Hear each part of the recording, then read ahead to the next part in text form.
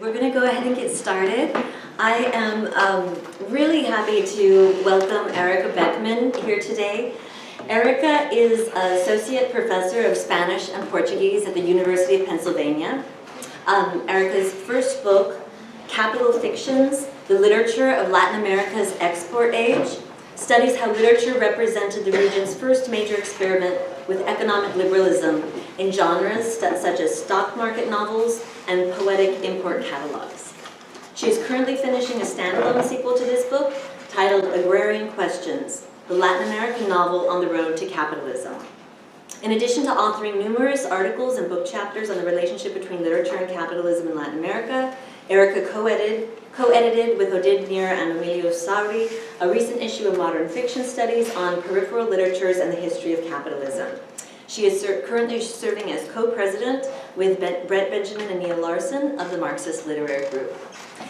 So to start, Ericka, I wanted to ask if you could give us an overview of your intellectual trajectory, telling us how you arrived at your research questions and methodology, and tell us, please, in doing so, about your first book project and your current research.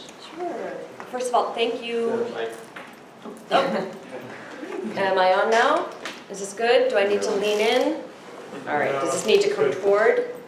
Good? Okay. All right. Well, first of all, thank you so much, Jennifer and Gabriel, for inviting me. I'm thrilled to be here and thrilled to be with you all. So in response to your first question, Jennifer, just a kind of general trajectory, I would describe my, my general project as studying the relationship between literature and capitalism in Latin America in different historical epochs. And as Jennifer mentioned, my first book looked at this period between 1870 and 1930, which is generally kind of considered the first major phase of capitalist expansion in Latin America. And historians do a really great job of understanding that, that period and of naming kind of economic periods. But what I found in reading the literature was that the literature of the period was very rarely read through, at least synthetically. It was always kind of mentioned, right, that this is a kind of moment of export booms or whatnot. But what I've tried to do in this project and in the next project is to kind of systematically reread the Latin American literary canon through through major economic paradigms, right? So what happens to literature when the major economic paradigm is not industrialization, but the export of, say, raw materials? What does literature look like under those circumstances? What does literature look like when there's not an industrial bourgeoisie and barely a proletariat? But rather, you get a kind of comprador bourgeoisie who directly oppresses the kind of majority of the population under conditions of either chattel slavery, debt peonage, what have you. What can literature even mean under those circumstances? And so what I tried to do in my first book was reread or reinterpret kind of major literary movements and genres through the lens of the export paradigm, right? What market expansion looked like in Latin America between 1870 and 1930. 1929, 1930, we know this major experiment kind of collapses with the onset of the Great Depression, and we get a new era. And I know that my essay on dependency theory was circulated, and I kind of do the same periodization. So if you read that, this will be familiar, right? So phase one, this is kind of 1870 to 1930, high era of liberalism, export-led modernization. After 1930, you get something that is kind of awkwardly called import substitution industrialization. And then following the 1970s, you get what we all know as neoliberalism, right? And so after writing this first book, I wanted to write another book, and I wanted to kind of keep going and see what happened in later eras. And what I began to quickly realize is that even though this is called the era of import substitution industrialization, there really isn't very much industrial literature or literature that takes as its point of departure industrialization or fully industrialized societies until much, much later. And what I did begin to find was that the kind of a vast swath of Latin American literary production, particularly the novel, had to do with rural settings, right? And so I became very interested in explaining why. What does this have to do with the development of, or underdevelopment of capitalism in the region? And what I began to kind of find was that the kind of main critical explanation that's given about these texts is that, after that first period of like outward-driven growth, when authors were kind of copying French, the Parnasse and symbolism because they wanted to be like France, there's this moment of this kind of inward look, which is consonant, right, with an import substitution model. But then the answer always was somehow about identity, right? Like looking for authentic roots of Latin American identity in a current, like, say, regionalism, or indigenismo, or what have you, right? And then I began to say, well, that doesn't make sense from the perspective that I'm interested in, which is trying to understand the trajectory of capitalism in Latin America.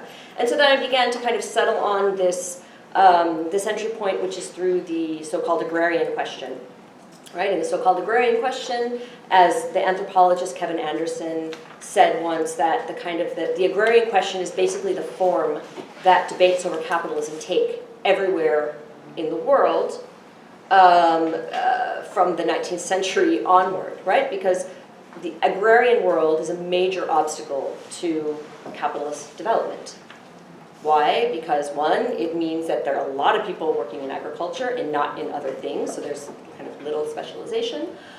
Also because there's very little internal market to speak of. If people can kind of subsist, even if miserably so, it can kind of subsist outside of the market can't do what it does, right? And so I began to see this, even this the very content of the rural as a problem for thinking about capitalist development in Latin America. And it turns out, and the kind of argument that I'm making is that it turns out that the trajectory that kind of moves from the 1920s, or a little bit earlier in Mexico because of the Mexican Revolution, but mainly the 1920s to the 1970s, is one of uneven and yet pronounced deruralization and deagrarianization, tending toward proletarianization, right? Which we kind of really do get in the 1970s. And I can talk about more of these and give you more specific examples. And this has all been kind of sketchy up until this point and kind of more historically driven than aesthetically driven, and I'll be happy to fill in those blanks. And then the third project after I finish this book is to do a book on neoliberalism and literature and what happens to literature from the 1970s to the 2000s. Okay, fantastic, thank you. I'm wondering if you could talk a bit about your specifically Marxist approach to understanding literature and and understanding literary history and the relevance of literature. And if you could kind of talk through what you think are the most salient points of this methodology and also differentiate it from what you refer to in your article as the rampant textualist and culturalist approaches that we often see in at least the kind of Anglophone academy. Yeah, sure, of course. So I suppose in methodological terms, politically, I think, I can explain my Marxism in a different way. It's of a piece with the methodological part. But in the methodological piece, I would say that the most important part for me is the kind of constant mediation between the literary aesthetic and the kind of economic and structural.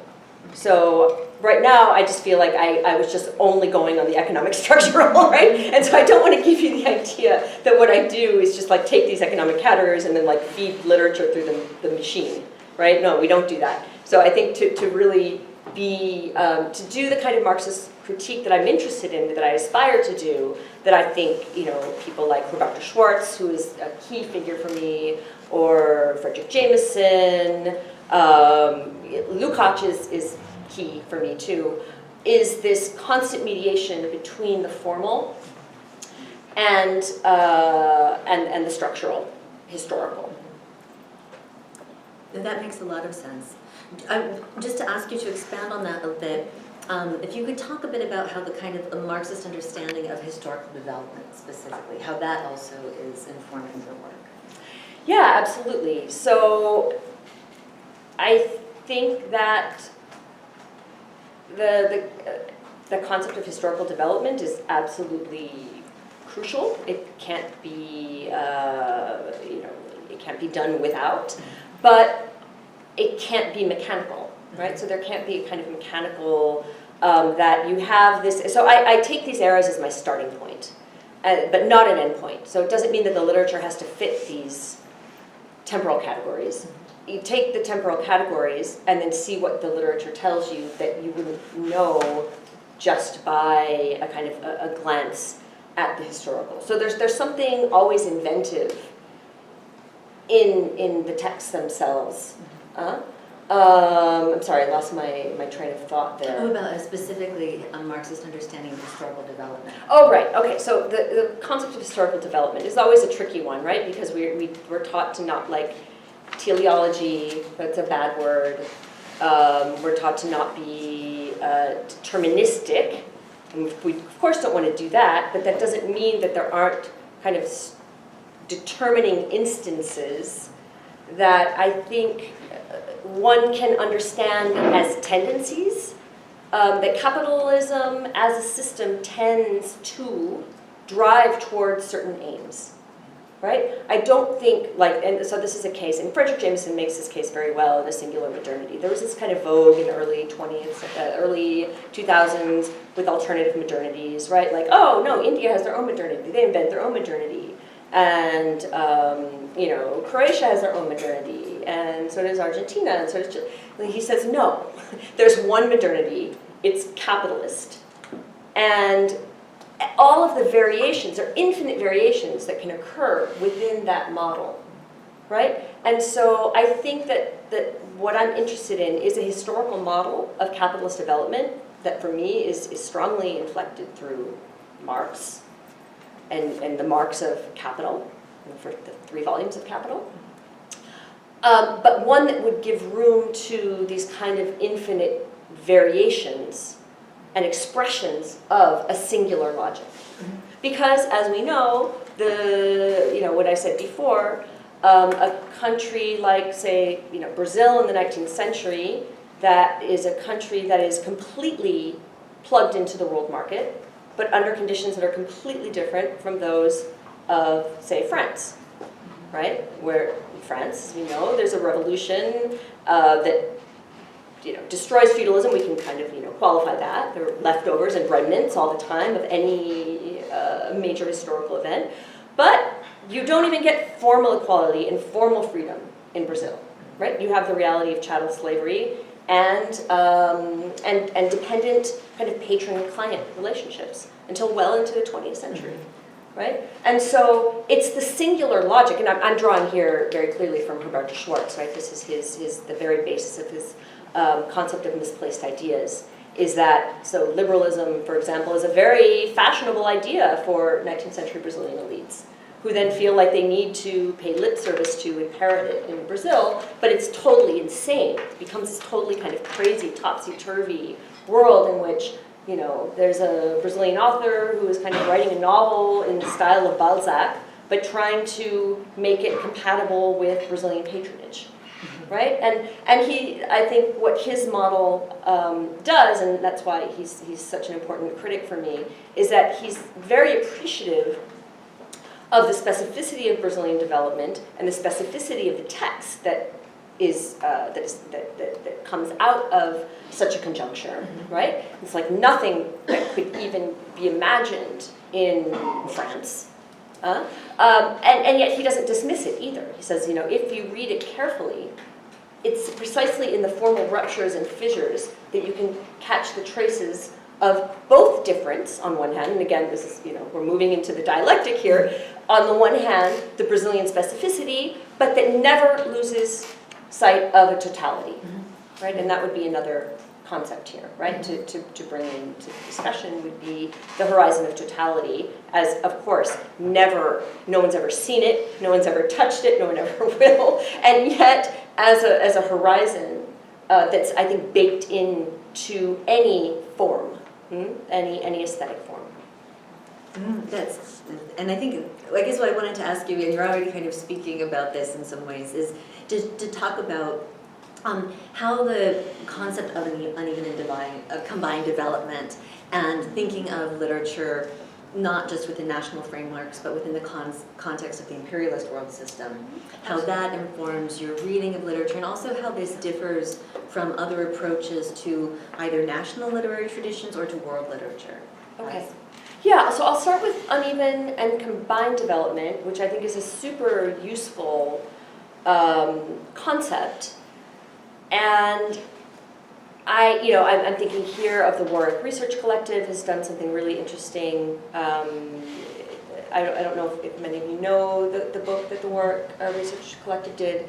They kind of drawing from Trotsky's concept of uneven and combined development, and also from Wallerstein's world systems analysis, take on world literature by calling it world literature with a dash, right? Like a kind of Wallersteinian nod to Wallerstein. So I find really useful what they do with the concept of uneven and combined development in saying that all world literature is the literature of the capitalist world system.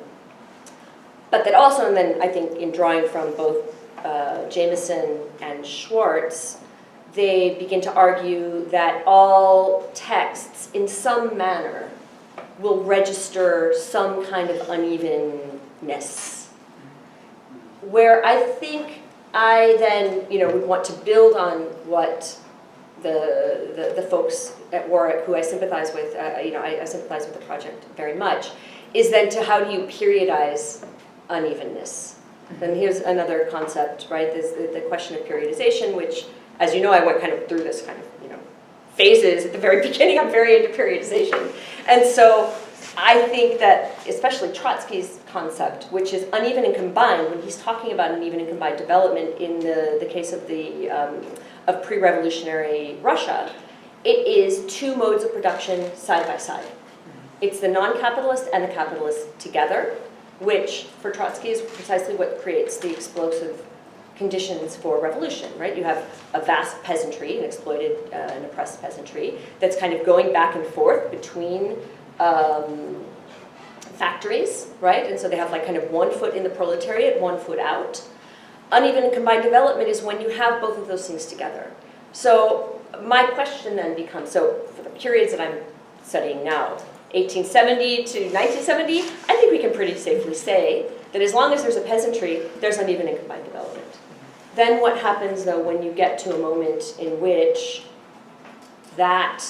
you get to a moment of what Farshad Araghi calls global depeasantization, in which, of course, yeah, sure, there are still groups of peasants or farmers, or however you want to call them, who aren't completely dependent upon a market system. But what I'm saying is that, that combined part of the uneven and combined dissipates. So I think that we then have to be careful to talk about uneven and combined development today. We can still talk about unevenness because, of course, no country in that is a periphery or semi-periphery historically looks like any country in the historic core. And so you certainly have, you just, I think Trotsky said too, history doesn't clean up after itself, right? So you have these kinds of, remainders of uneven and combined development without having technically a situation of uneven and combined development. That makes a lot of sense. I wanted to kind of go back to something about when we were talking about the points of a Marxist methodology, and I wanted to ask you, because this has come up in the previous days, of how you think about the specificity of literary language and kind of aesthetic experience from a materialist perspective. Right. I think I would slightly, literary language, yes. I think right now I'm most interested in the question of form. Mm-hmm. And so form as a kind of, any given text that as needs be must constitute itself as a form. right? So, and this is another way, we can talk about later. I know you're going to bring up, or maybe I can't remember if I saw it in your questions or if you've already talked, but the question about other approaches and how other approaches deal with literature. So today, I talked in my article, I kind of said rampant textualism, and there I was thinking about a kind of previous generation, mainly of post-structuralism. But I think now, for example, the question of the new materialists,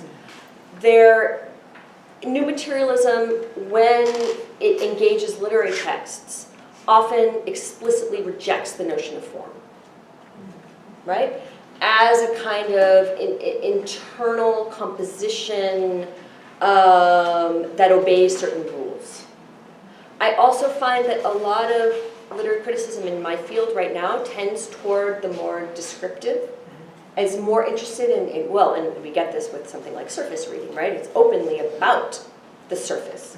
Affect theory is openly about the affect. So, as a Marxist, I'm deeply committed to the notion of form as an instance in which certain social relations can be mediated. Of course, you never get direct relationship. This is not a kind of reflective model in which all literature does is just kind of reflect what's on the ground and kind of tell us something that we already know.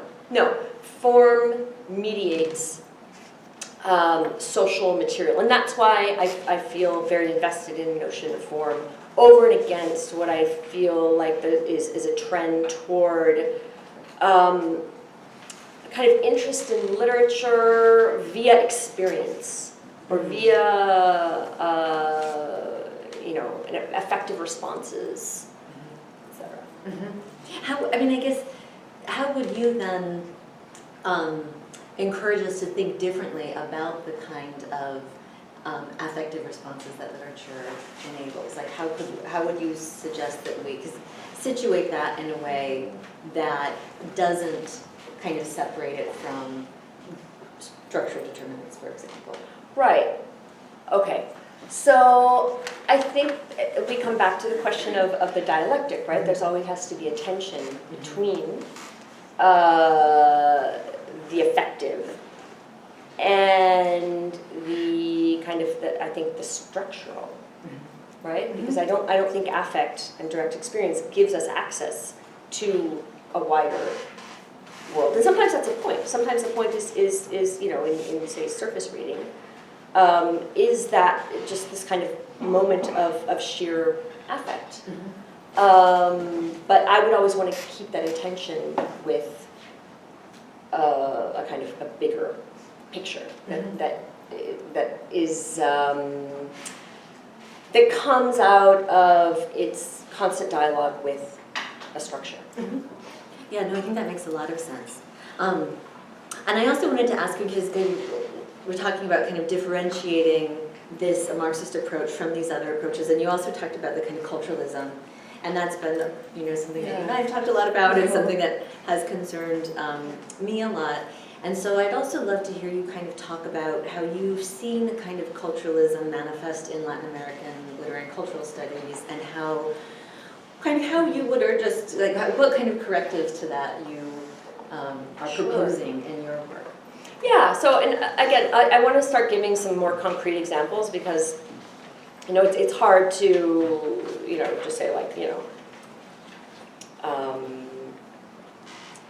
content and form, and kind of go back for let me give you a direct example. So one of the authors I'm working with in this book to talk to your culturalism question is a Peruvian writer named Jose Maria Arguedas, who is a writer who these days I think is mainly approached from the standpoint of decolonial thought, new materialist thought, because he's very interested in the Andean indigenous world, right? And so these days he's often kind of approached for kind of what insight he can give into what this anthropologist, a very important Peruvian anthropologist named Marisol de la Cadena calls earth beings, right, in which there's this kind of zone between the human and the non-human that Quechua-speaking indigenous people, live with, And that's all fine and good, but that, I think, is an instance of a culturalism that then forgets about the historical and the cultural. I'm sorry, the historical, the economic, in tension with the cultural. So, of course, this is not to say that Arguedas is not deeply interested in indigenous Andean life worlds. He is. It's all over his texts, right? But I think then the first question for me is, well, why does he write novels? Why is he insisting always on, and he doesn't always, he's also an anthropologist, has tons of anthropological texts. I'm interested in his novels, but he's always interested in novels. From kind of day one, he's an explicit Marxist who is always interested in an internationalist project. And I think that his kind of use of the novel, so there's this one novel of his from 1941, it's called Yaguara Fiesta, or Blood Festival. I think read from a culturalist standpoint, what you get is, you can get a kind of, descriptive analysis perhaps of what an indigenous worldview looks like. I think that a formal analysis of his novel shows us that what we are today calling an indigenous worldview is itself incredibly unstable and always changing, precisely in relationship to the history of capitalism. So what you get in this novel is this really crazy scene in which there's one community, which they're called ayllus, one community is talking to another community, and they're trying to negotiate whether one can take a bull from the other for this festival. The one community wants the bull because they want to kill it and blow it up in a bullfight, which is called the Yaguara Fiesta, right? That's their festival. The other ayllu says, no, this bull is a deity for us. It's a mountain deity. What happens in this crazy instance of this text is that the one group goes to the other group and said, oh, it's not an algae, we'll get another algae for you later. We'll get another deity for you later. And so what is this showing is that there is no such thing as this indigenous worldview. It's changing all the time. And in the novel, the background of the novel is constant commodification. Because guess what? It's bulls themselves, cattle, that are being commodified and are kind of uprooting the entire, not in a kind of, it's a very subtle way. And I think that only a kind of close reading of the novel can show you that the background of this novel is one of constant change. And again, it's not in any deterministic way, like, the commodity relation comes and just like steamrolls over everything. It produces these really kind of crazy situations in which you have these two communities who believe completely different things and have somewhat different interests. So then I would go back and say, okay, into this decolonial reading, you can read Arguedas for an indigenous viewpoint as, well, which one? And in which moment? And, what degree of commodification do we have? And then you read, his final novel called The Fox Room Up Above and The Fox Room Down Below, in which you get this kind of explosion of what I think most people outside of Latin American studies would call magical realism. I would call it something else, but you get my drift, right? It's this kind of very kind of mythical universe in which there's a kind of fish meal factory. Almost everyone in the novel has kind of entered into some kind of relationship with the market. They've lost their access to land, to community, to subsistence. They become proletarians. More often, they become a kind of surplus population, as often happens in the context that I study is another particularity of capitalist development, the production of vast surplus populations. But you go to the factory floor and there's a man who turns into a fox and does this kind of dance. So is that an indigenous worldview? Yes, but it's kind of released in direct relationship with a moment of intense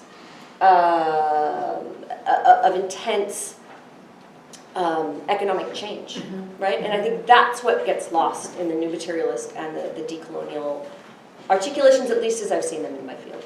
Yeah, no, that makes a lot of sense, and it sounds kind of like part of what you're saying is the difference between kind of reifying these things as if they were fixed entities and understanding their history and their, like, that they actually come out of history. And also it sounds like you're talking about, on one hand, in a kind of culturalist perspective, these things are treated as if they were fixed entities, and you're talking about also the relations through which they emerge and only exist within, right? Exactly. Yeah, no, that makes a lot of sense. And in relation specifically to the history of capitalism. Yeah. That's what I'm absolutely, I think that is what, and of course, you can go back before and you can study colonial relationships, and I think you'll find a similar, but at the same time really different history in, say, a colonial situation, the Spanish colonial period, for example. That's always changing too. It's not like there's ever this pure strata, right? Everything's changing all the time. But I think there's a difference between that, right, like the Spanish colonial period, and capitalism, insofar as what capitalism does that no other system does, is proletarianize on a mass scale, right? And if we think about what Marx says at the end of Capital in the chapter on primitive accumulation, the basis for what he calls the whole process is the separation of direct producers from their means of production. You don't get that in other systems, right? And so this kind of system in which the majority of the people in a society no longer have access to their means of subsistence is kind of a game changer. That's huge. And I think that for me, getting a little bit into more of the nitty-gritty with the aesthetic, I think that for me is always the key to understanding the mythic register that runs through most Latin American literature in the 20th century. I don't think the mythic is, as it often gets read, a kind of register of the so-called traditional world. If it is, it's a register of the so-called traditional world being placed under enormous pressure and producing something completely different in a literary text. No, that makes a lot of sense. I'm wondering if you could just speak a bit, because as you've been talking about these different approaches, just give us a sense of your sense of the development of the disciplines of literary studies, and if you also want to talk about specifically Latin American literary studies or Latin American cultural studies, and sort of how you would maybe explain the predominance or talk about the predominance of certain approaches versus others, or how you see that kind of trajectory over the past several decades, and how you've navigated it and worked within it also. Yeah, sure. So I tend to draw from, just speaking about Latin American literary criticism, I'm tending to draw these days mainly from literary criticism from the 70s. And the reason for that is that's when Marxist literary criticism is most active in Latin America. And I'm thinking of people like Jean Franco, the earlier Angel Rama, and Roberto Schwartz, Hernan Vidal, even, there's the early William Rowe. And so I found this kind of really great trove of earlier Marxist literary criticism. Now, you can even go back farther to say someone like Mariátegui, right, who is widely known as the kind of founder of Marxism in Latin America, who has several texts on different literary currents. And you can go to, and I find, the novelists that I'm working with, many of them are kind of Marxist theorists in their own right, like the early Arguedas, for example. But their concerns are different. So the concerns of people from the 1930s are completely different in that their concern is the actuality of revolution, right? And they're also another concern of theirs that is inherited from the previous era is very much the question of a national literary tradition. Yeah? And so you get a lot of early Marxist literary criticism that is about the question of national identity. And so you even have someone like Mariátegui, who's a kind of, is a Marxist, who admires someone like a reactionary author like Ricardo Guiraldes, because he says, well, he develops an Argentine national literary language, so, something like that needs to be done for Peru. Then in the 60s, you have another moment of a kind of, upheaval, revolutionary upheaval. And literary criticism tends to be very invested in revolutionary aesthetics, right? And so you get someone like Ricardo Piglia, who's kind of an Argentine Maoist by way of French theory, and so that's another kind of different moment. Now, I find the moment that I am in is more akin to the 1970s, Marxist literary criticism, in that it kind of is inscribed in a moment of revolutionary defeat. In a moment of, and that's not to say that, you know, everything's over and there's no hope, but it is qualitatively, I think, a different moment. I think, you know, this argument has been made, like Perry Anderson makes this argument about the Frankfurt School as a kind of, you know, moment of literary criticism that deals with defeat, right? Because one thinks, well, when you're engaged in revolutionary struggle, you're kind of maybe not so concerned with periodizing literature, you're doing something else. Roberto Schwartz makes this argument about the aftermath of the 1964 coup in Brazil, right? That's this moment in which he turns to Machado de Assis, a 19th century author. So, and I think that begins to happen in other quarters in the 1970s in Latin America. You get a kind of Lukácsian criticism that you hadn't gotten before, kind of Lukácsian readings of novels. You get a kind of rereading of the canon in a more systematic way. But that moment ends in the mid-'80s on. And I think it kind of gives way to post-structuralist approaches that have very different interests, right? That are much more interested in questions of language, hybridity. You know, we all know these words, and so even like a critic like Antonio Cornejo Polar, who in his earlier period was much more committed to materialism, then kind of is most interested in language and hybridity. So then, you know, a question then is how then can these questions of language, hybridity, identity then be recuperated into a Marxist framework? I think that's truly, you know, a case of someone like Gianfranco who becomes very interested in gender and feminism, which is something completely absent from Latin American Marxisms prior to her arrival. And so I think that there are some things that then can then be recuperated back into a Marxist framework. But I think that, you know, from between the kind of 80s to, say, the early 2000s, Marxism was just kind of, you know, completely rejected by the field for a long time. I think that's changed too, just with the salience of capitalism and its, you know, and its kind of staying power. It's kind of very hard to deny that capitalism is an important site of inquiry. So I think there's been a little bit more of an opening, but I still think that, you know, say a discipline like English has a kind of, well, it's a bigger discipline in the United States, at least. I'm only speaking about the United States here. It's bigger, and so there might be a kind of wider section of the field dedicated to Marxism in comparison with Latin American literary studies, which is very, very small. Mm-hmm. Okay.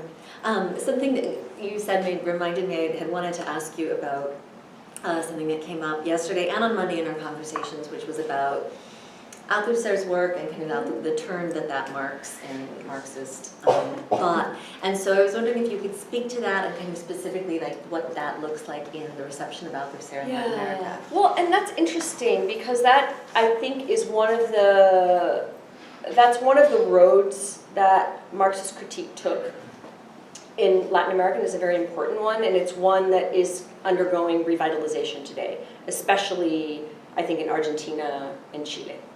Right? There's a kind of Althusserian strand of Marxism that remains alive and well, and that I'm very happy is part of the conversation, right? Because it's Marxist.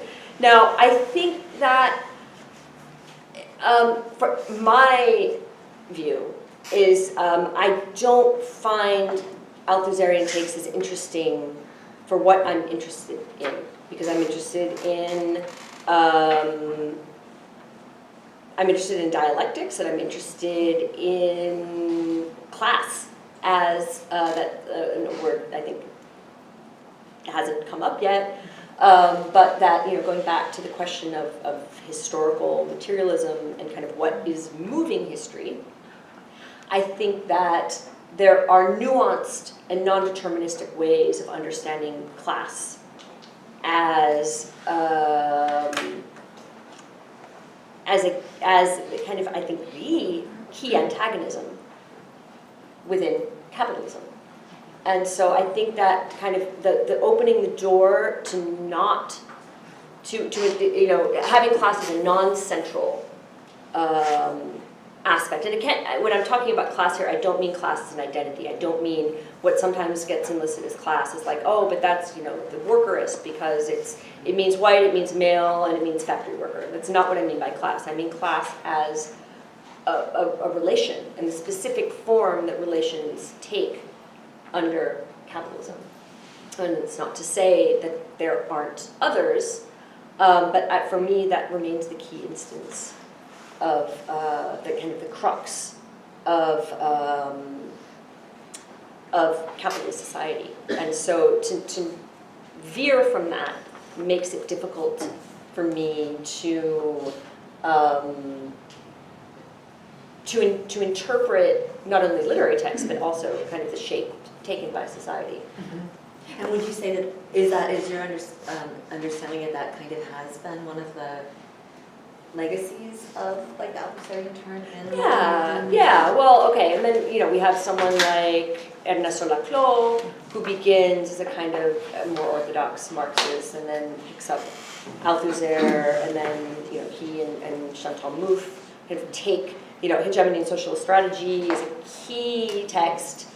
Not only in Latin American studies, but definitely in Latin American studies. So I think one of the legacies of that Althusserian turn is through Laclau, who then kind of has other matices, how you say it, I can't remember, through populism and whatnot. But yes, definitely, I would say that's one of the legacies. But we also remember, Althusser was huge in Latin America in the 1960s, and Che Guevara was running around reading Althusser. Every Marxist worth her salt. Martha Harnecker, the kind of the best-selling Marxist work in all of Latin American history, student of Althusser, right? And so there's that legacy for sure. Mm-hmm. Yeah. I think I just want to ask you one more question and then open it up to make sure we have plenty of time. But I just wanted to ask you about your focus on novels and kind of what you find are the affordances of looking at novels, and also kind of what are the sort of particularities of it, and how do we also, and I guess the related question is, how do we also kind of think about the limitations of the institution of literature as a kind of expressive mechanism and account for that in its historicization? And by limitations, I mean specifically as a class institution to which many people don't have access. You mean as a bourgeois form? Yeah. Okay. All right, so the first question is about, sorry. The specificity of thinking of novels. Okay, why the novel? So I think I came to the novel for the second project. My first project was about, I did essays, it was very like a new historicist too, because I just wanted to, I was like, I don't just work on literature, I work on, that's boring to just work on literature. So I did poetry alongside advertisements and all, and I think, that's all good. I like that. But in this project, in part to focus it more on the literary, I decided to work with the novel. I found the novel most compelling. I think I am naturally drawn to narrative as a mode more than I think you can do great formal analysis with poetry. But I think also in the corpus, that's what was most salient, short story and the novel. But then it just kind of, I think there's also something about the novel as a form historically as kind of the great genre or form of transition, of capitalist transition. It's so embedded in the very idea, in the kind of very origins of capitalism and of capitalist society, that I think that the form itself is very well equipped in its always changing manners without thinking about any ideal type, to adapt itself to change. And so that's what I'm interested in this book. That's why I'm interested in the novel as a genre. And I think, Jameson has called it a kind of small-scale model or a kind of laboratory of society. society. And again, never as a kind of snapshot, but as a form that mediates. And now, in terms of its limitations, sure, yeah. Or maybe but just specificities. Specificity, I mean, I think it has limits insofar, and this is an interesting question, right? I mean, I've heard people say that, you know, no novel can be revolutionary because the novel is a bourgeois form. I mean, that's something to think about, right? It is historically a bourgeois form. And to think about the authors that I'm working with who are writing about rural society, they're all, in some sense, either landed or bourgeois authors, right? There are no, in the period I'm writing about, there are no peasant authors. It would be kind of a contradiction in terms. And so I think there's a kind of, you know, people have said to me, I think there's something right here, right? That there's a limitation to what you can know from a novel from a certain viewpoint. That's true, sure. I also think that, and again, to go back to the question of totality, I think that the novels, often sometimes skewed, approach to totality always means that there's a viewpoint that exceeds that of any one narrator or any one class. You can get good takes on totality, you can get really bad takes on totality, right? That are supremely ideological, that are reactionary, but you can get good takes on totality that I think escape the narrow subject position of the author, which for me is always something that opens the novel onto the world rather than close it. Another question would be how long, you know, there are a lot of people these days in my world who say that, you know, after a certain point, the novel can no longer produce pictures of totality, or can no longer really be useful because it's become kind of so commodified that it's kind of completely lost that ability. I think that's open to debate. I would still think that there's something we can learn even from the most contemporary novels. Mm-hmm. Actually, then that just maybe one last question I wanted to ask you is if you wanted to tell us a bit about your next project. I need to finish this book. I'm within striking distance.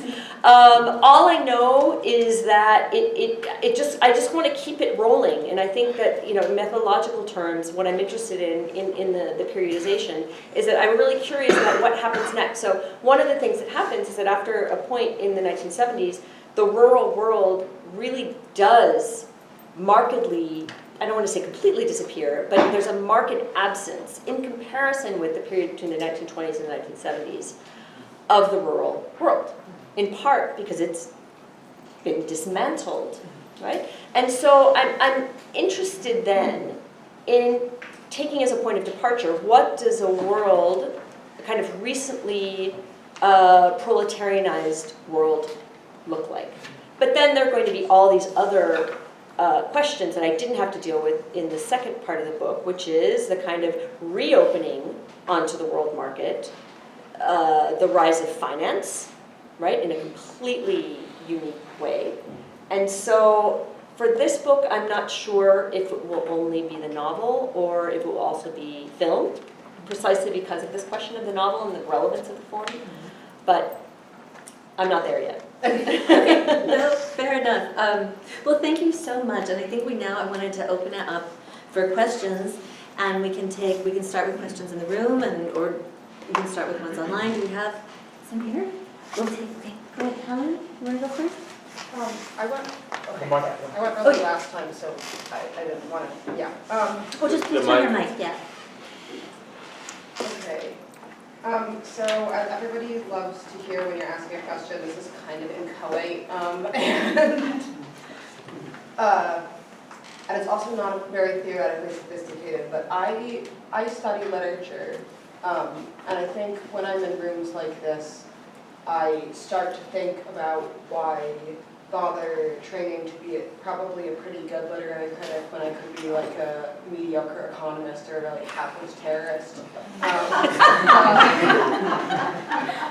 Or something. And then I've also been thinking about how a lot of scholarly work that I encounter that is in this vein are generally shared political persuasion often seems to kind of end where I wish that it would start, you know, with the gesture towards this is also coming across as an attack, and it's just because you're the first person who's focuses on literature who's been here, so I'm sorry because I love this piece and it is definitely going to inform the work that I do, so I hope it doesn't really come across as rude, as I think I might have just done. But there's this gesture towards, you know, collective struggle, and now we get started, and then we're going to have this new model, and then we're all going to talk to each other and like build a collective perspective, and then the world will change. And I think I sort of am wondering where you see the role of scholarship in general as fitting within the Marxist project, and to what extent your own commitments in that regard are strategic. And on the completely other side, I feel like I have this stubborn relationship to literature where, like, I know why I want to study literature, and it's because I like it, and this is how it makes me feel. You know, but not just like, not just whether I have some kind of quirk of affect or something, but like, you know, it like, you know, it touches my soul, not a Marxist framing. And so I think I have a kind of like intrinsic hostility to looking at literature as, you know, like somehow something that is reducible to its utility, or like an index of historical like phenomena or something like that. And even when I try to do that because I feel that I'm like morally or politically obligated, I can feel that I have some kind of internal sticking point that responds to that. And I was just wondering if you might be able to speak to any of that. Thank you. Okay.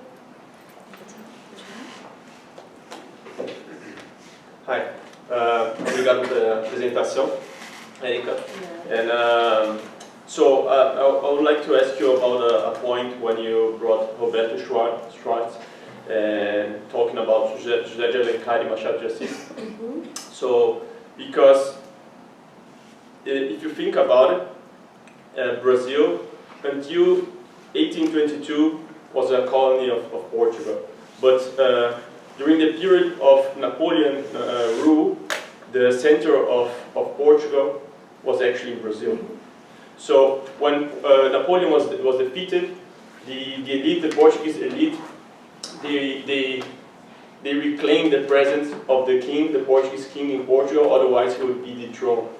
So what he did, he left his son in Brazil, the prince, and the prince was the one who declared independence in 1822. So I don't know if most people know about that. So then Brazil became an empire. And in this sense, we had the Brazilian elite was actually a European elite, one-to-one. So when Roberto Schwartz tells that Senhora from José de Alencar actually depicts wrongly or falsely that complexity of Brazil, or in this case I would say Brazil, I won't speak for Latin America, which is huge, but Brazilian culture, I would say that actually quite wrong. If you look Machado de Assis' works, you have Memórias Póstumas de Brás Cubas, which is really important, is around, I think, 8 years before the abolishment of slavery in 1888, and Senhora was 1875, 5 years prior, so 13 years before the end of slavery. And in this context, Machado de Assis' work, I think, was really profound and impacting in the sense that almost show a mirror to the elite. It was, you know, like no consent, just look yourself in the mirror. But while José de Alencar work was more descriptive in the sense, these are the social relations that we have. And when someone reads out of the context, it looks, oh, he's just bringing Balzac, brought Balzac to Latin America, to Brazilian culture, and it doesn't fit. But actually, that is the complexity and the antagonism that exists until nowadays. There is this phrase that Brasil não é para amadores. Brazil is not for amateurs. I think it's for from maybe Vinícius de Moraes, if I'm not mistaken. But the point is, until today, there are these complexities. If you talk about industrialization, there are some poles of industrialization, whereas a huge part of the country, which is the size of whole Europe, we still live in pre-capitalist forms. So how do you cope with that? So again, there is the complexity that you cannot just say, oh, it is in this one form, in this monolithic form. So Balzac's relations from France and Europe, actually they existed within a small portion of the Brazilian elite, whereas other things were completely alien to that reality, and that would be true. But exactly these contradictions existed simultaneously in that instance, and when Machado de Assis reviews that, is as true as when José de Alencar does. So I think it's wrongly to juxtapose one as bringing or revealing those relations correctly, and the other sort of a distortion of merely an European reflection.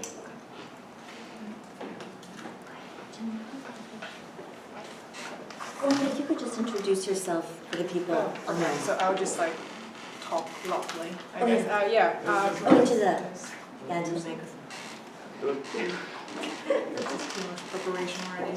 Hi, so thank you for the talk, and my question I want to point first of all to the text, where there's a brilliant moment that you talk about the dissonance in literary text created by local elite blindly importing European liberalist ideology, right? And the result is like these two sets of characters exist in one literary text, and one set of them acts and performs like French, and one of them, the secondary characters, lives a more realistic sort of social situation.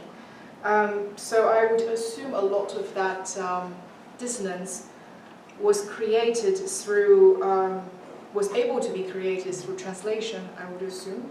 So my question would be, what role does translation plays in creating dissonance, or close and avoid dissonance?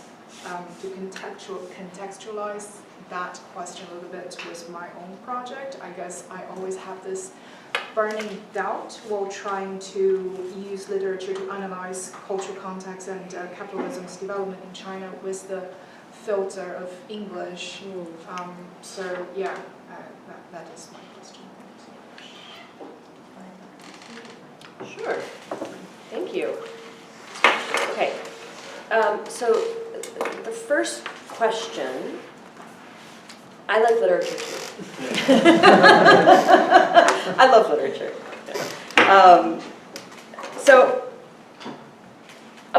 Yeah, literature, first of all, I don't think literary critique is the same as organizing.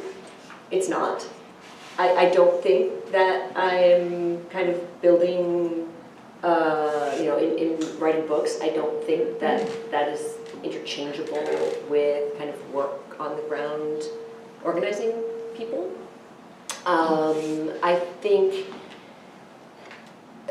those are two different things. I mean, honestly, I think that teaching would be the kind of work that I do that is most akin to some kind of intervention in the kind of daily reproduction of ideology. But I think that that organizing exists somewhere else, right? That's not to say that critique and interpretation is not important. It's just that it's not the same. And as to the question of liking literature, I mean, one of the reasons I think I like literature is precisely because of its relationship to human history, right? I think there are strains of collective struggle. Again, it's not the same, and you're not touching it, you're not participating in it directly.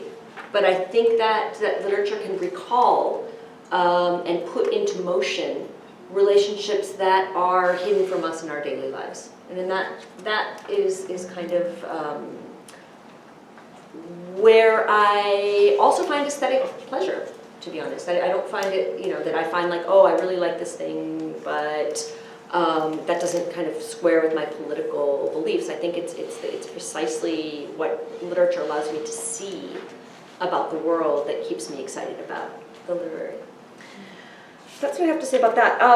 In terms of your question about were you talking about the Schwartz argument, that you disagree with Schwartz's reading in contraposition of the Alencar to Machado de Assis? Yeah, but at the same time, as you didn't criticize, as you didn't counter-argue, and you took it, in the sense it seemed that you appropriated that argument, like in the sense of you agree to that. Right, so, okay, I think that Schwartz is actually very sympathetic to José de Alencar in his reading, right? And the dissonance that gets produced is insightful, right? And it's what happens with the dissonance, and the other person who gave a question about that. It's the fact that the text itself is not unified in an aesthetic manner, right? The fact that there are these two sets of characters is where Schwartz sees the dissonance, and I think I would agree with that. I think he's right about that. And I mean, the key argument I think he makes about that is that Alencar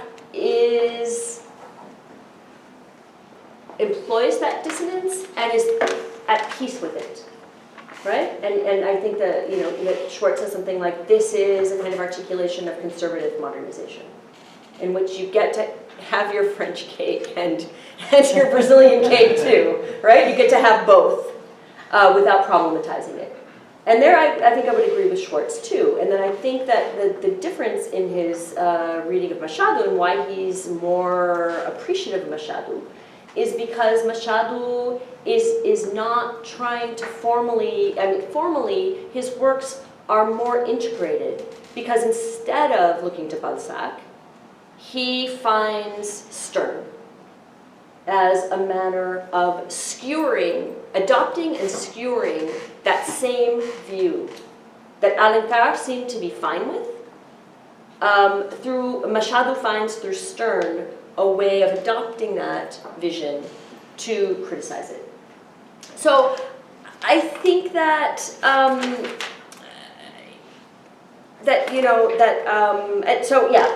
all this to say that I think Schwartz is right on this, and I'd be more interested in talking later to see where you think he goes wrong. Now, the other question about translation, and if this is what produces dissonance. I mean, again, I'm kind of paraphrasing Schwartz. I think for Schwartz, it's not such a linguistic issue. The issue is the kind of fundamental difference of societies.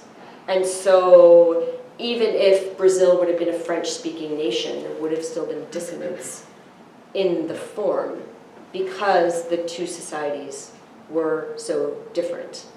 And going back to your point about, right, that Brazilian elites were in some sense European, well, but Portugal also wasn't a center in the same way, right? And it's not only, it's the periphery center thing, but it's also the question of labor, right? The question of non-formally free labor, just creating a completely different kind of society. That when one adopts, say, Balzac, that a form that assumes formal freedom necessarily creates a dissonance in the other. In a way that, paradoxically enough, the adoption of the earlier English novelist for Schwartz doesn't create that same dissonance, because the kind of capricious attitude of the narrator is completely in sync with what Schwartz sees as the attitude of the Brazilian patriarch or slave owner. Right? So paradoxically, it's not just that it's a foreign form, it's a foreign form that's not in sync with local with local circumstances. And and I think that's the question that is key here, is the social. The linguistic, and I completely appreciate, right, the question that how you're trying to filter you know, the English through the Chinese. And I think there, then I guess one would just have to historicize certain linguistic concepts and what they assume. Like what are some kind of, you know, key English terms that don't translate into Chinese or vice versa, and why, right? And then that would also get you to the social, rather than staying in a completely kind of linguistic plane. We'll take 2 questions online, and then we'll take another round in person. So Sabrina, do you want to go ahead? Yeah, thank you so much. So, as usual, I have kind of big questions. I'm also a literary scholar going into my 6th year in an English program. And I'm interested in, well, I'm trying to pose 2 ideas, one in the realm of history and the other in the realm of critique, and I think that they're interrelated. So I'm going to kind of try to explain them interrelatedly. One is, I think that like kind of at stake in the realm of literary theory is kind of, as Marxist scholars, is kind of fighting against this purely subjective interpretation or valorization of experience, the role of theory kind of fading away, and the like text itself kind of taking this like being this like perfect form that can't be touched or interpreted. It just only needs to be described, as you described with new criticism. At the same time, I think that deconstructionist points of view have also attempted to like make truth suspect. So there's no such thing as truth. That all we have is like subjectivism, such that the theory itself also becomes a sort of like subjectivism of literature, which is kind of odd. Because it's like, why are you writing this thing about a novel? You could just talk about your own experience. But so there's, I think, a necessity of regrounding critique, literary critique, as like a form, as like a thing that we should do. And what I'm getting from you is like that's what you see as like the role of history, is to kind of reground critique of literature as this sort of legitimate thing to do. And I hear you talking about like the demand for having a very knowledgeable historical base in trying to make an argument about totality, for instance. And I have the same kind of problem in my own writing, where I kind of veer off into like almost entirely historical detail, because I feel like I can't make arguments without the historical, because everything else I'm reading is so ahistorical. So broadly, my question is about like the role of quote unquote theory in literature study, which I think is kind of an absurd term, because theory, if you talk to any philosopher, is just like everything they do. So theory is like just such a broad term, but I think it's a fair question to ask in the framework of literary study. And I think another question related to that is the importance of history and context, which you seem to really centralize for the development of a revolutionary consciousness via literature. And what I'm talking about is the dialectic between literature and theory, such that literature itself might not be able to develop that revolutionary consciousness without the intellectual sort of translation of it into a revolutionary theory. And I'm thinking about how, like, novels, for instance, can't always convey this, like, broad historical framework that you're talking about. Like, the context just cannot be there unless it's going to be, like, a 2,000-page novel, which is, like, completely inaccessible or something like that. That the role of theory is still important and almost necessary. So it's like, I don't want to reject this idea that art or literature can be revolutionary, but as you said, it has this different role, and I just kind of want you to talk about those topics. Thank you. And Robert?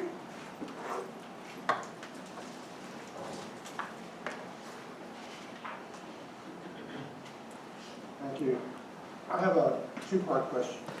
The first is, in your work, and if not in your work, in the work of some third party you could recommend, is there a comprehensive Marxist critique of magical realism. The second part to the question is, have you in your work, or somebody possibly you know, in that context of magical realism, critique the work of Carlos Castaneda? We could probably take another question from here in the room. There was some other, we have other questions here? I have one. Alonso, And then please just say your name into the mic for everybody online. Huh?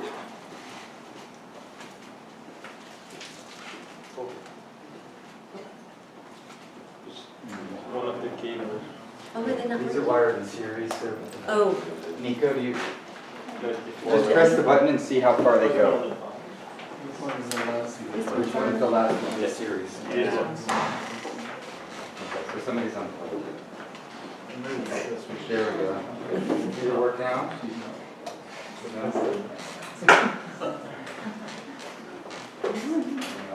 Just try to tighten them up on the back because they're all wired in series. Oh, okay, There we I go. think this is working.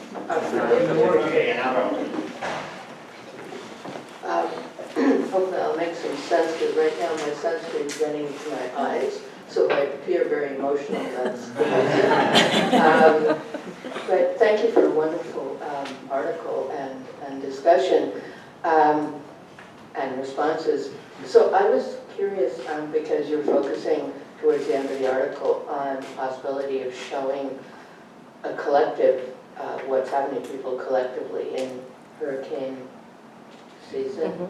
So a lot of bourgeois novels, or novels, they're just generally like, I was thinking of Hugo's Les Miserables, Zola's Germinal, The Grapes of Wrath, and famously Shalakov's Quiet Flows the Dawn, actually also show not just the collective misery, I shouldn't say not just, but you understand what I mean, but also actual collective struggle in different ways.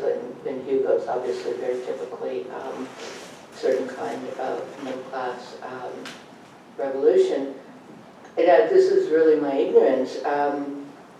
Are there comparable Latin American novels? I mean, I'm a little bit familiar with magical realism. The little that I've read doesn't suggest that that's about showing collective struggle. But is there something like that, like the equivalent of Les Miserables or anything like that? Thanks. Alonso? Thank you very much for the paper as well and the presentation. I wanted to go back to Jennifer's question on why the novel and what makes the novel, wherein does the particularity of the novel as an object of study lie? And I wanted to maybe propose or ask you about how you treat the question of fictionality and fiction, because perhaps also specifically in the period that you're addressing, like during the last century, fiction and the novel have changed drastically, to the degree that contemporary fiction is constantly labeled as documentary, and you have the work of someone like Cristina Rivera Garza or contemporary writers in Latin America who take an explicit documentary and archivist approach that challenges most notions of fictionality. And so I was wondering if you're also trying to think through that within your own theoretical and methodological Marxist framework, because I would be really interested to know about that. All right, thank you. Some great questions here. So let me just quickly go back. So, The mic is off. is it on? Am I on now? Okay. So the question of history and critique, that is a big question.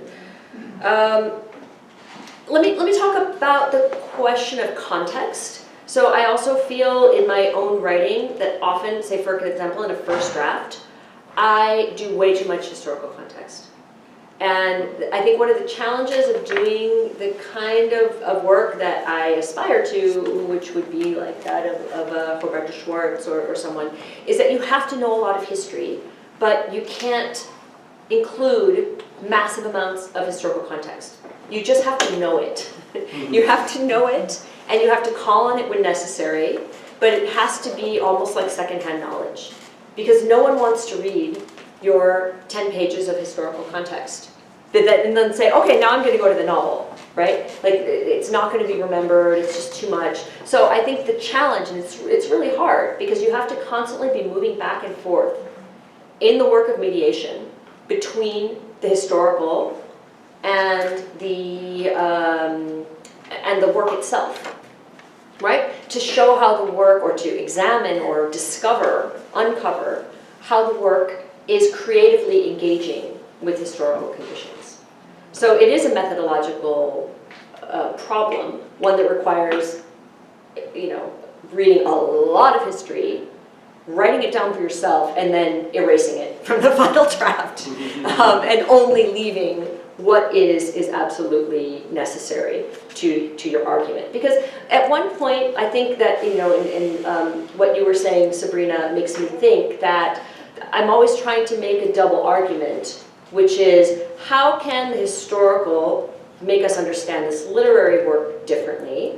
But then also, how is the literary work going to make the historical look different to, say, a historian?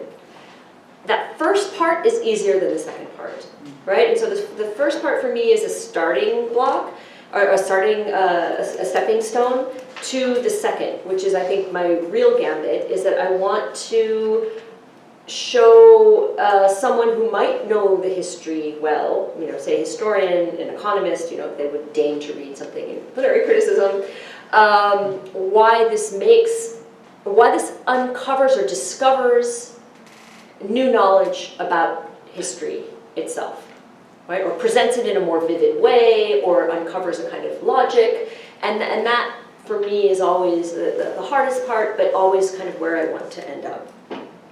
So, and then when you talked about the context not being able to be in the novel, I don't think it has to be. I think there are novels that are very short that pack a really incredible historical punch. Right now I'm writing about Mariano Escuela's, it's translated as The Underdogs, kind of novel of the Mexican Revolution. It's tiny, it's short, but I think it's a great work of realist literature, because it kind of uncovers the class dynamics of the Mexican Revolution in its armed phase as it's happening. And the author is this kind of, this bourgeois, liberal author who's totally terrified of peasant insurrection, and yet understands very well, very early, before anyone, well, I don't know before anyone else, but as it's going on, his novel, because the novel has to reach a conclusion, pushes that relationship, a relationship between a bourgeois and a peasant, to such a degree that I think, the novel kind of understands where the rubber hits the road. But at some point, the interests that are coalescing between a bourgeoisie and a peasant insurrection, with which the bourgeoisie would be nowhere because they're weak and small, has to separate. And the novel gets that completely. And so I think even without a lot of context, the novel gets a historical logic. Often. Sometimes they don't. Sometimes they're bad novels and they don't do that. Now, the other question, Robert, your two-part question, comprehensive Marxist critique of magical realism, not that I know of. I think a really good starting point is Frederick Jameson's really early essay on magical realism in film, in which he proposes that what magical realism is at bottom is an aesthetic of uneven and combined development, the two modes of production side by side, one, releasing this kind of energy. But comprehensive Marxist interpretation of magical realism, no, I don't think there is one. And of Carlos Castañeda, I don't know. I don't know at all. Sorry. And then to the question about collective struggle in Latin American fiction, I mean, Hurricane Season I don't think is a hopeful novel about collective struggle at all. I think much contemporary Latin American fiction is likewise, has a really difficult time imagining collective projects. Especially, I think that the turn to kind of autofiction is a formal case in point. The kind of inability to think the social and the collective. or even imagine a fictional world. Not necessarily through any fault of authors themselves, but I think such are the conditions for which we live today. It makes that really difficult. I think that, and I don't want to cop out, by giving you a historical answer, but I think that when you asked, are there novels that are similar to other novels that one might think about being about collective struggle, I think that earlier in the 20th century, absolutely. I think that that's exactly what a current like, the socialist realist currents in the 1930s, that's what a current like indigenismo is. That's what, I'm trying to make the argument in my book that there's something like a realist epic that emerges that's kind of infused with a collective spirit.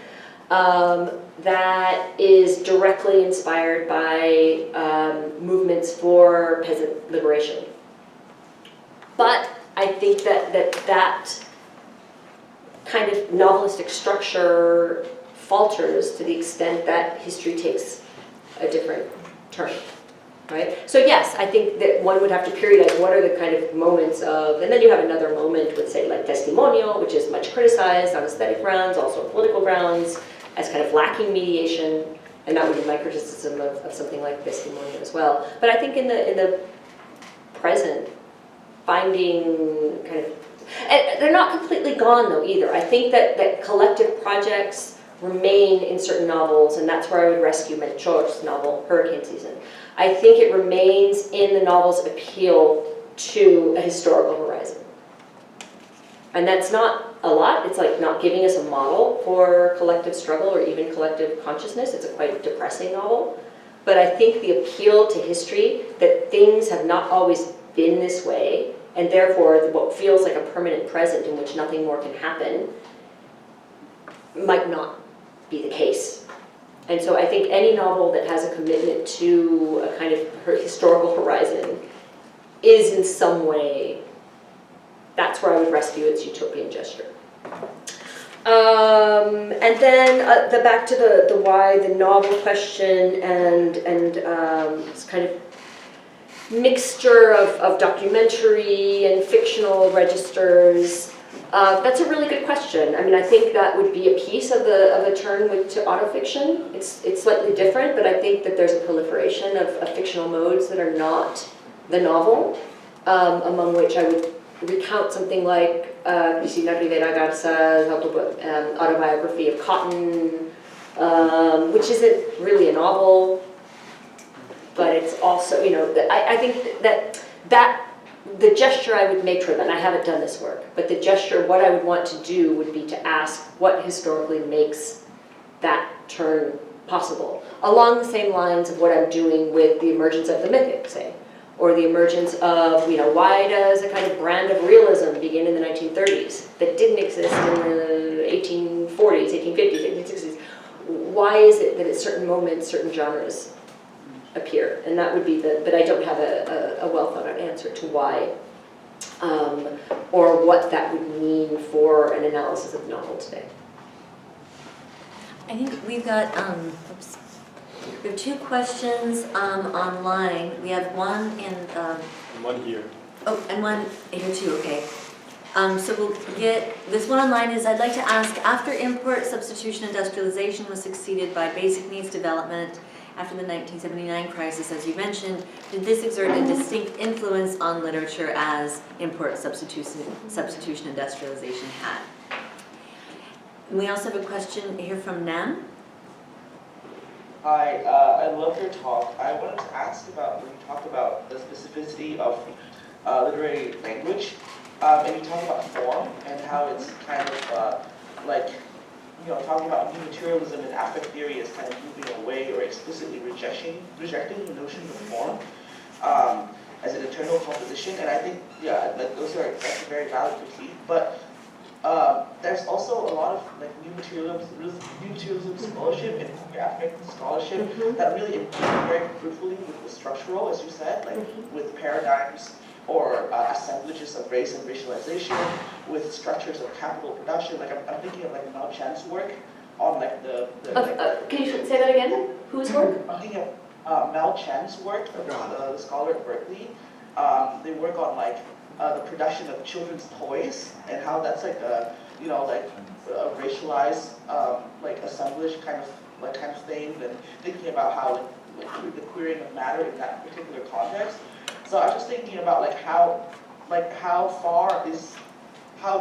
intense do you perceive the tension to be between the study of form, in a more rooted in a Marxist context, and then also these kind of other studies that don't necessarily have a distinct Marxist orientation, but really do consider and care about the structural. And I'm thinking about a lot of scholarship that emerged out of critical ethnic studies. So yeah, thank you. And we had Constanza. Okay, so I want to thank you precisely for the account of the theoretical conjuncture and the transformations of what we normally call post-structuralism, because I think that it is very interesting to identify new materialisms as a reformulation of some elements in Deleuzean vitalism and of contemporary idealist metaphysics. So, like you mentioned, the main concern for these positions has to do with affectivity, and also, like Nam was mentioning in a way, and the reformulation of the relationship between human beings and nature, mainly.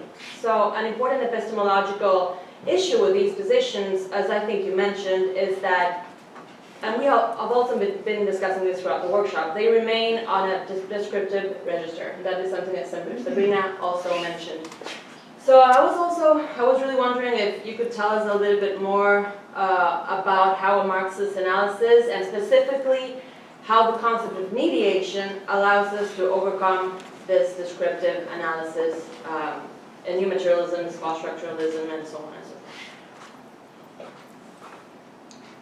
Thank you. Okay, So, so, do you sorry. want to Yeah, of take course. those? Or? Great, okay, can you? Okay, thank you. When I read your paper, I had a feeling that you were implicitly answering some of the concerns raised by Ivana that you mentioned about this theory of transfiguration. And he focused on how literature acknowledges the way in which Latin American novel internalizes some elements coming from other more hegemonic cultures, and while reorganizing its own structure. And so I was wondering if you could make your position a little bit more explicit with regards to his theory, especially because I think that, like under the specialist, I think that the main criticisms that have been formulated against his theory is because he regards Latin America as a whole, without taking into account to a sufficient extent the hegemonic structure that rule power relationships, not only between Latin American countries and other places, but also between the different Latin American countries. And so I was wondering if you could elaborate on that, especially how that manifests itself in terms of the visibility of Latin American literature abroad nowadays. I'm based in Belgium, and my experience is that it's very, very difficult to get books from some areas from Latin America. So how can I possibly understand the reality and the complexity of Latin American culture and literature as a whole if the only publishing houses that will distribute their books in Europe are based in the neoliberal spaces? And aren't we reproducing that hegemony if we don't address that question explicitly? All right, thank you. So the first question about ISI and the move to basic needs, I would need to know more about what is meant by basic needs paradigm. If you want to put that in the chat, I might be able to answer that with a little bit more specificity. Because I guess the framework that I'm working with is that after the 1970s, the period of the dictatorships, the kind of erasure of the socialist threat across much of the region, in different contexts and in different manners with different speeds and intensities, gives way to neoliberalism, right? In a kind of new reign, or external market orientation 2.0. So I want to know what basic needs development means. Now, okay, Nam's question about whether new materialist critique can also be attuned to structure. I think it can, but I think that it is in a different way insofar as the very notion of assemblage doesn't lend itself to its placement within structure, right? And so I think for me as a Marxist, what's really important is the idea of a system that is not apparent in any way, and as we know, it's full of all kinds of misleading appearances. The logic of capitalist society has to be discovered through quite painstaking means. Otherwise, we're just fetishists walking around all day. But I don't think the notion of assemblage lends itself to that kind of systematic understanding of what capital does. Now, I think that in order for me to be, and that's not to say that I can't, read some of the examples that you gave sound super interesting. But then I would always want to know at the end of the day, how does this connect to a larger system rather than being a node of an assemblage within some kind of chain, right? So that's for me where there's a difference between a new materialism that's invested in structure and form. It's invested in structure and form, but in a way that to me seems often disconnected from a whole, the social whole. That for me is articulated via antagonisms created by capitalism, which are not just that are via class, but also through race and gender and other social cleavages. The question that Constanza raised, I'm sorry, I just wrote down human beings' nature, how Marxism mediation, sorry, can you just quickly rephrase that? I know it was a really smart question, and I want to It's really give an it attention. epistemological question on the role of mediation and a dialectical methodology in overcoming the limits of the descriptivist approach that is normally You answered the question. Yes, Okay. but it's a genuine research question, and I think that when working in a discipline like, because I'm from philosophy, and I think that in working with actually aesthetic works, you run into this methodological problem in a more effective way that allows for a different answer than the one can provide in philosophy, because you're actually dealing with mediation in a different way. Does that make sense? I see, yeah, okay, that makes a lot of sense. So for you, the aesthetic object provides an opportunity for an unfolding of mediation. Yeah.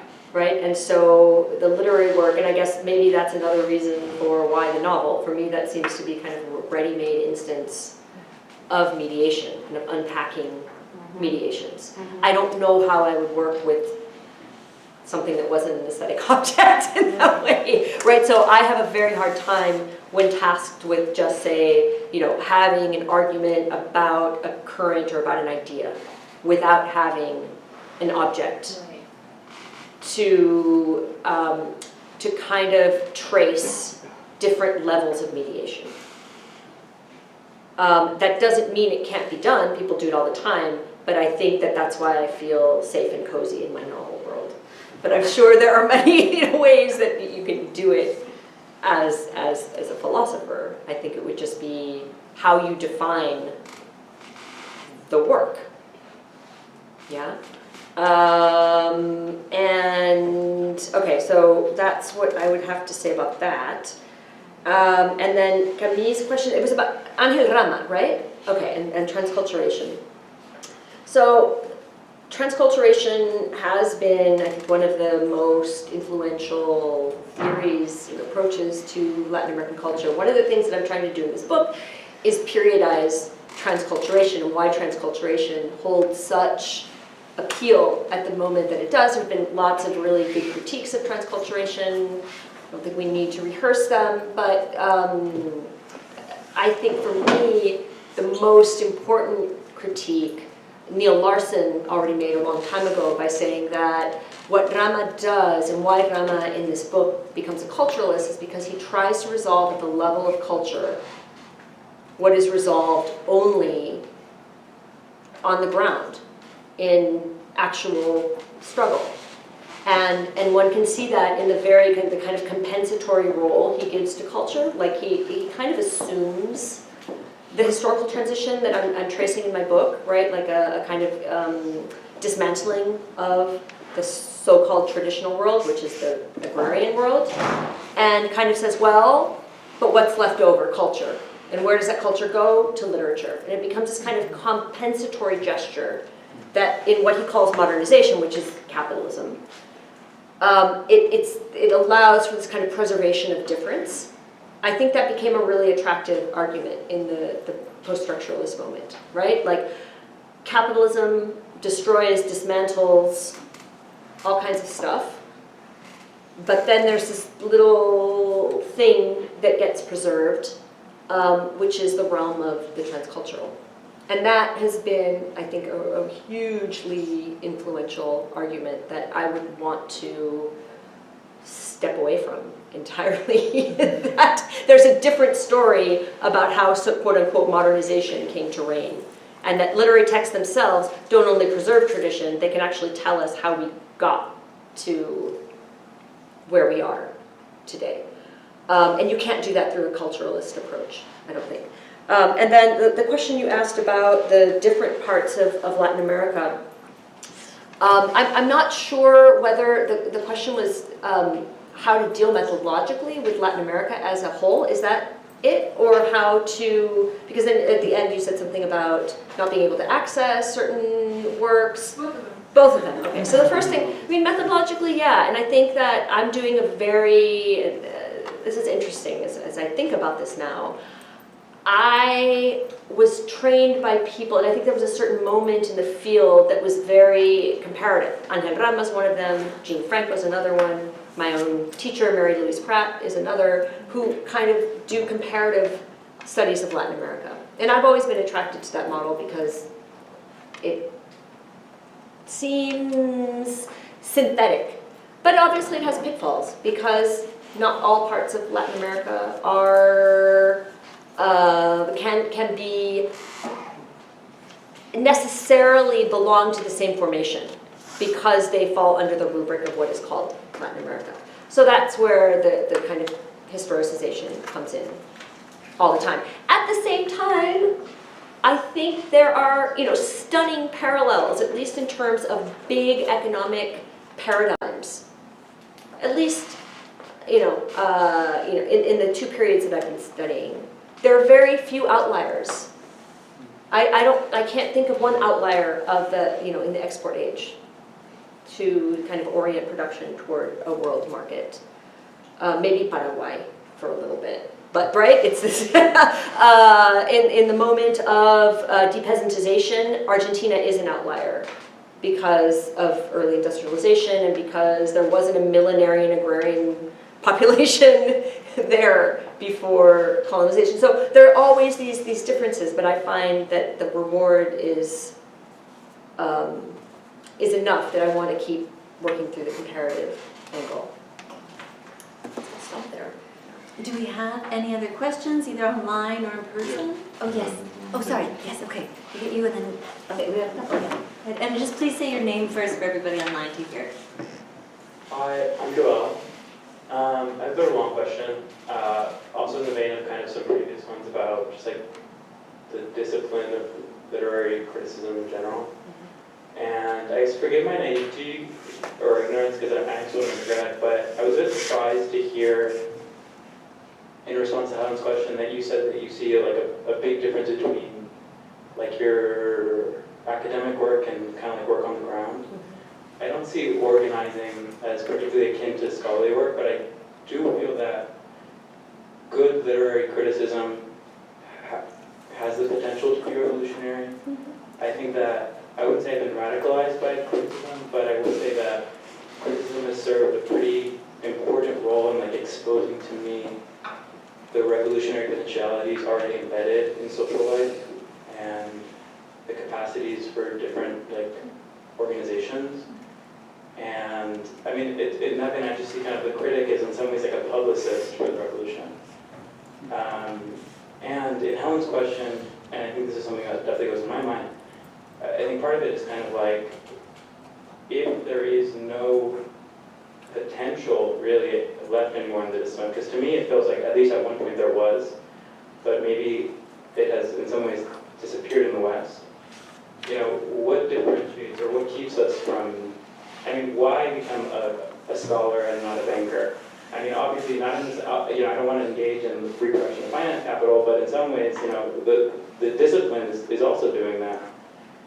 And so I guess my question is, do you think there remains room for critical scholarly work in criticism in the West? Or are we better off looking elsewhere? We had one? And then also there. Okay, Hi, I'm Juan.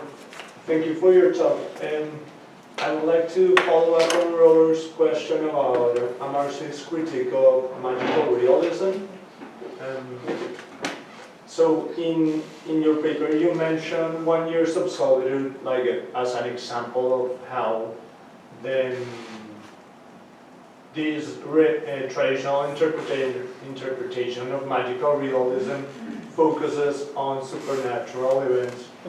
So I was wondering, in this Marxist vein, would you recommend or would you agree to, instead of focusing on supernatural events narrated in a realistic way as Remedios levitating, will it be better instead to focus, for example, in the massacre of the banana crops? Yeah, that was ordered by Chiquita Company and carried out by state agents. Thank you. Yeah, sure. And why was the other? Go ahead. Hi, thank you. I was wondering if you can talk a little bit more, some of you already have, about why you're interested in form rather than, let's say, content. Why, for example, a novel about or revolving around a love story could better visibilize like the structures of capitalism than, say, a novel of a workers' strike, for example. Like, what's the difference there? What does form for you? Yeah, basically that.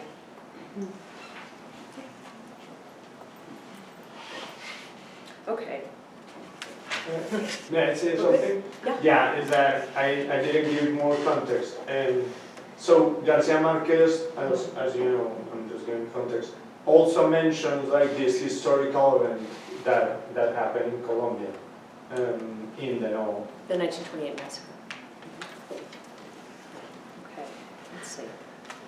So, okay, yeah, all right.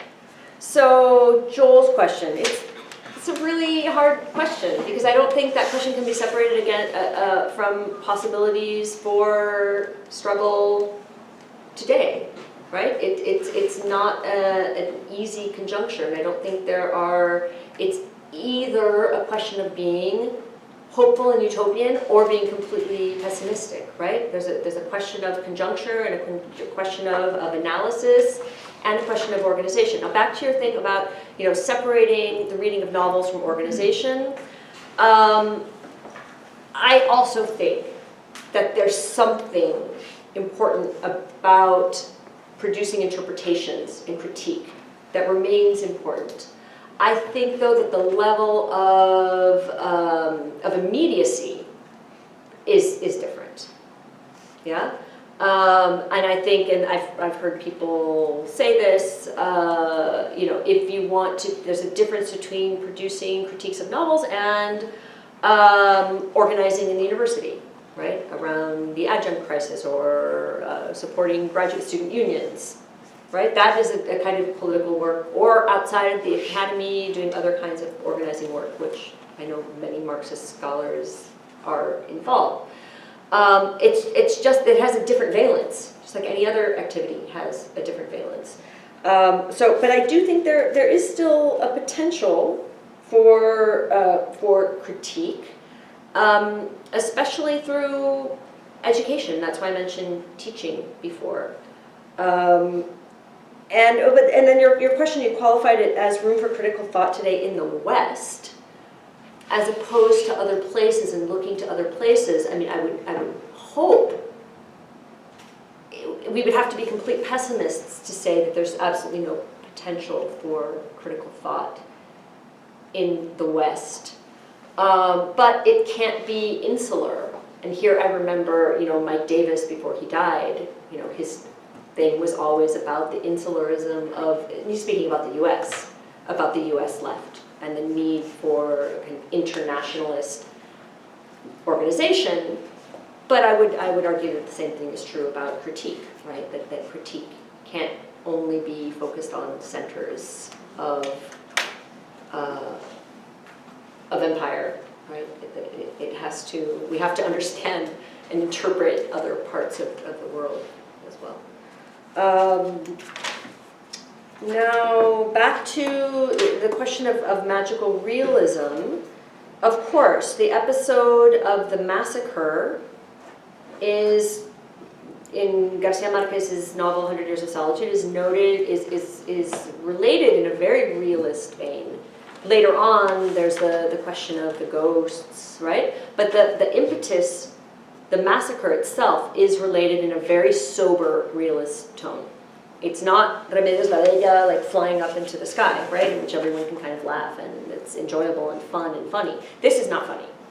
And this is a moment in which it's always magical intention with realism. And I think that Garcia Marquez is definitely drawing here from a tradition of 1930s socialist realism and so-called proletarian literature. That he would never have been able to get to. I mean, we always talk about Faulkner in relationship to Garcia Marquez. I think one of the keys to understanding Garcia Marquez is 1930s socialist realism. What does 1930s socialist realism always culminate with? A massacre, right? And there are already novels about the 1928 strike when Garcia Marquez is writing. And I think he's borrowing that trope from an earlier strand of realism that remains very much alive in his work.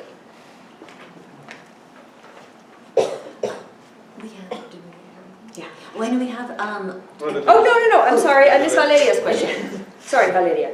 So form, not content. Well, there's again the dialectic, right? Form is content is form. Form is sedimented content. That's, cribbing from Jameson. So what is content becomes form over time. So basically what you're getting at with form is history.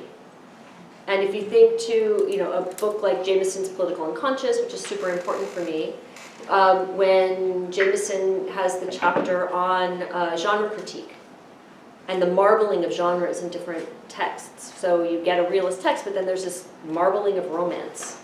What is that? Is it content or is it form? It's both. But I think what is interesting is the sedimentation that always brings you back to history. So it's not just a love story. Love stories have a specific form, right? And form, why, right? We have in Marx, it's the commodity form. It's not just the commodity. It's the commodity as a form. Social relations take a specific form, just like literary texts take a specific form. They don't always behave by the rules, and that's why they're interesting, right? When we get to the aesthetic, at least. But it's how forms behave that, and it can't be taken out of context. I mean, my point of departure for the whole book is content. Like, they're rural-themed novels, so it's not like you can get away with not caring about content. It's just that it always has to be in relationship to form. I'm just going to try, since we only have a couple minutes, but we do have a question I wanted to get about teaching, if you have specific tools or pedagogical strategies that do the work that literary criticism or other traditional forms of academic scholarship simply can't.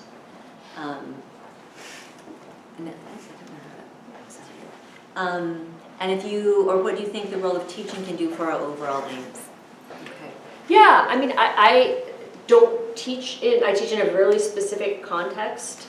I teach in a kind of ruling class university, not in even, I've taught in a state school, which is very different from teaching at a private university like the one I teach in now. I have never taught in a community college environment, but I think that pedagogy, in terms of and I can't give any specific advice or tools for really different situations, but I think it's trying out in the classroom tools of pedagogy that allow students to understand something about the world in which they live. And so if every kind of lesson is designed with that in mind, right, not just kind of covering the syllabus or having them appreciate a literary work, but understand how a literary work allows them to uncover something they didn't know about the world, that is always a win for me. Because like I said before, the world that appears to us is not reality, right? It takes on a form of appearance that is always misleading. And so kind of a demystification of those relations, I think, is always important pedagogically. Can I suggest something? Chris Hedges, he teaches in prisons in the US, and I think his last book is even about that. So for the person, I cannot see the name, so for the person who was asking about that, maybe it could be an interesting resource, if not to read his material, at least see some interviews, because he speaks about it and how to engage with them in this completely non-academic environment. But then he leads some of his students to graduate, summa cum laude, really well, really high top, completely outside of this academic realm. So that could be something. Chris Hedges, and for those who don't know, journalist. Yeah. Wonderful. Thank you so much. Thank you so much, Ericka. We can